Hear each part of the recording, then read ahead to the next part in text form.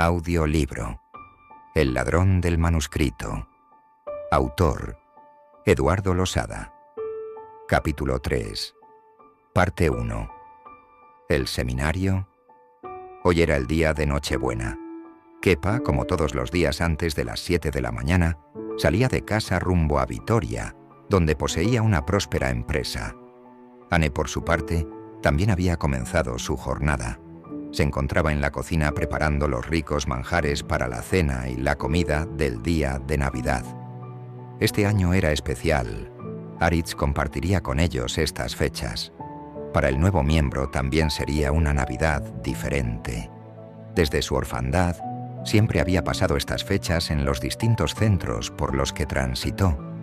Lugares fríos de cariño, donde solo están cubiertas las necesidades de techo, alimento y educación lectiva de los inquilinos, dejando yermo el más importante capítulo formativo, aquel capaz de proporcionar un sano desarrollo personal, el afecto de una familia.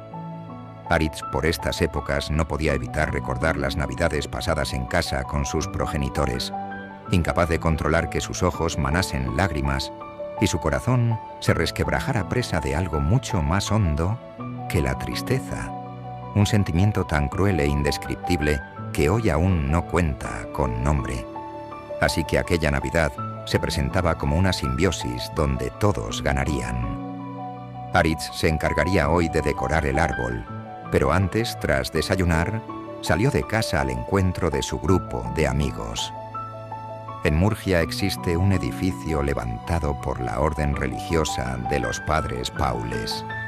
Se trata de una construcción de principios del siglo XX, compuesta por 3 plantas y 4 edificios unidos entre sí en forma de O, por lo que en su interior queda descubierto un gran claustro.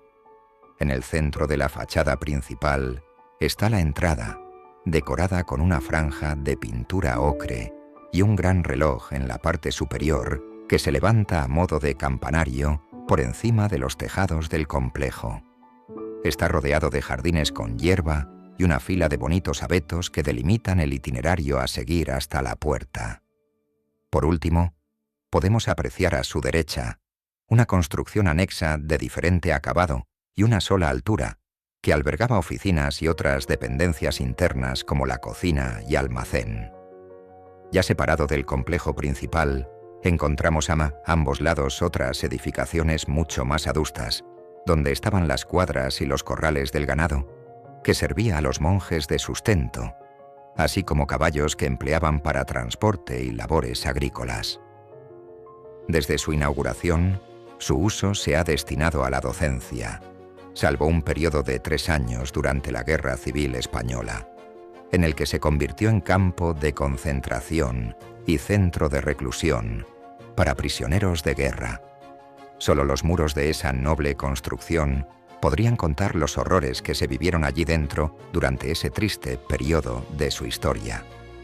Una vez finalizó la contienda bélica, el edificio volvió a manos de los Padres Paules, quienes continuaron con su actividad hasta que hacía casi ya 20 años que se cerró y se encuentra en estado de semi-abandono.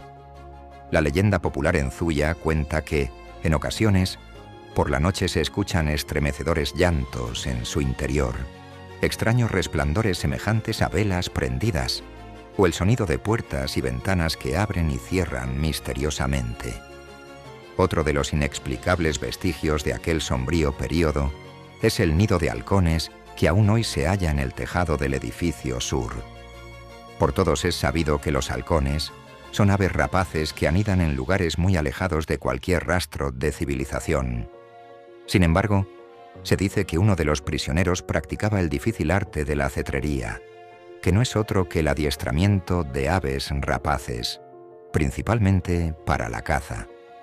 Dicen que provenía de un lugar situado a más de 200 kilómetros de Murgia, donde fue apresado y conducido durante varias etapas hasta el seminario convertido en prisión.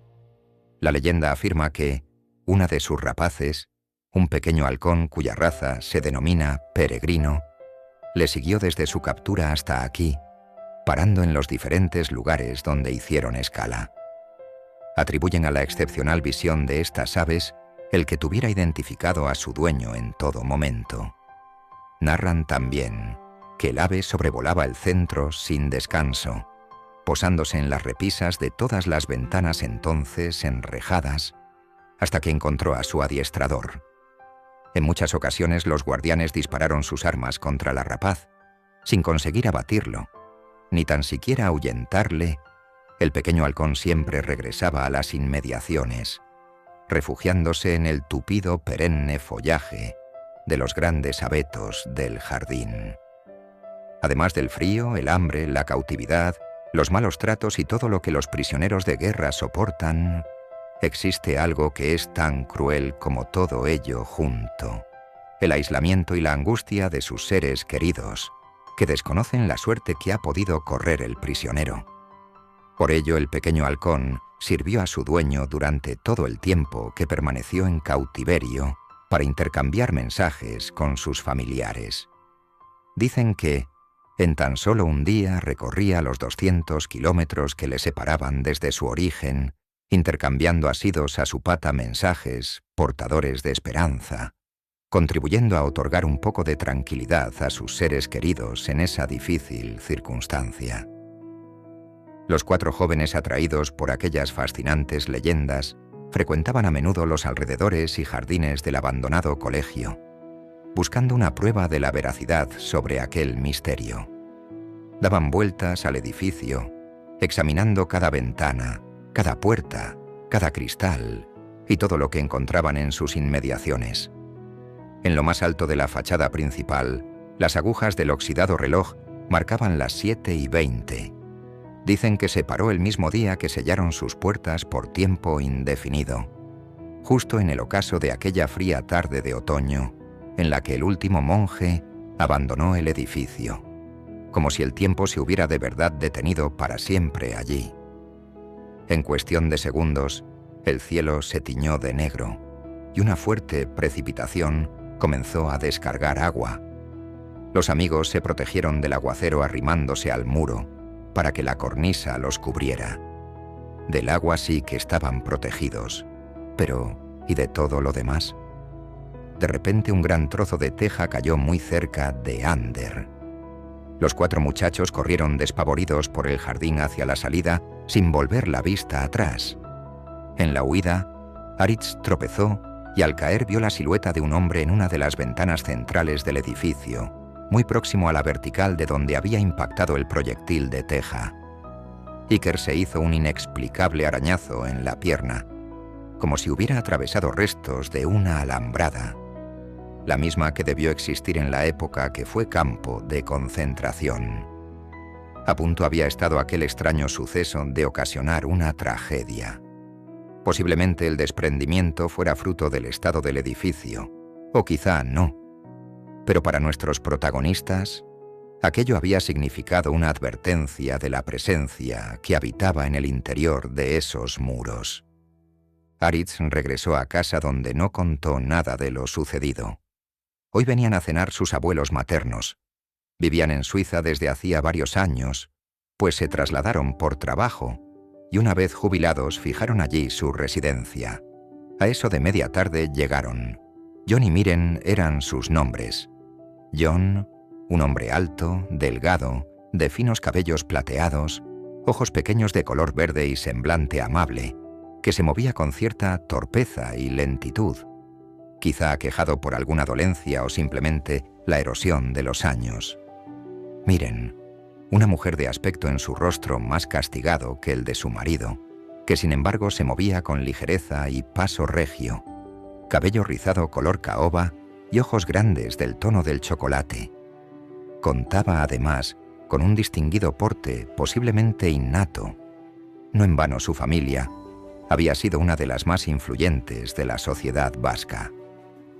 «Hola, jovencito», dijo John esgrimiendo media sonrisa. Teníamos muchas ganas de conocer al nuevo miembro de la familia. Cuéntame, ¿cómo estás? ¿Te gusta tu nuevo hogar?, preguntó al muchacho. «Hola, señor John.